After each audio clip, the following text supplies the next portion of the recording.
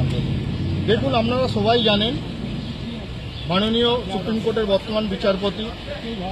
দীপঙ্কর দত্ত মহাশয় division bench যে judgement দিয়েছেন, সেই জাজমেন্টের ফলে রাজ্যের প্রায় 90,000 1 থেকে 8 পর্যন্ত টিচারদের এবং দেশের সহ নিয়ে প্রায় 40 লক্ষ টিচার এফেক্টেড হয়েছে। এই বয়সে টিচারদের নতুন করে টেট দিতে হবে, যে টেট একটা প্রবেশিকা পরীক্ষা, সেই টেট কোনো কোয়ালিফিকেশন নয়। বাস্তবে যখন পশ্চিমবঙ্গের টিচারদের এনসিটি রুল অনুযায়ী ন্যূনতম ক্রাইটেরিয়া, ন্যূনতম যোগ্যতা ছিল না, ছিল মাধ্যমিক এবং 1 ইয়ার্স পিডিটিআই, তখন এনসিটির অনুমোদন না থাকার ফলে এই দীপঙ্কর দত্তই তখন তুলসী বক্সি মামলায় লয়ার ছিলেন। তারই কেসে বিশেষভাবে এসএস নির্ঝরের রায়ে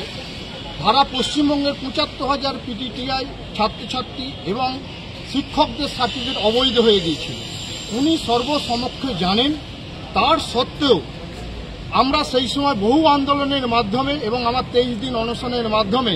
ত্রিপাক্ষিক বৈঠকের মাধ্যমে কেন্দ্র, রাজ্য এবং আমাদের সঙ্গে ত্রিপাক্ষিক বৈঠকের মাধ্যমে কেন্দ্রে অর্ডিন্যান্স জারি হয় এবং পশ্চিমবঙ্গের এই প্রাথমিক শিক্ষকদের ন্যূনতম যোগ্যতা যাদের 1 ইয়ার্স পিডিটিআই ছিল তাদের 2 ইয়ার্স বিজনেসের মাধ্যমে করে বৈধতা অর্জন করা হয় এবং যাদের 50%-এর নিচে এইচএসএ ছিল তাদের 50% ম্যানেজের মাধ্যমে করে ন্যূনতম ক্রাইটেরিয়া যেটা কোয়ালিফিকেশন সেটাকে আমরা অর্জন করি পশ্চিমবঙ্গের সমস্ত টিচারগণ। কিন্তু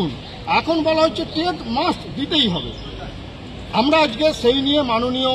আমাদের শিক্ষা প্রতিমন্ত্রী তথা আমাদের নেতা সুকান্ত বাবুর সঙ্গে আমরা কথা বলেছি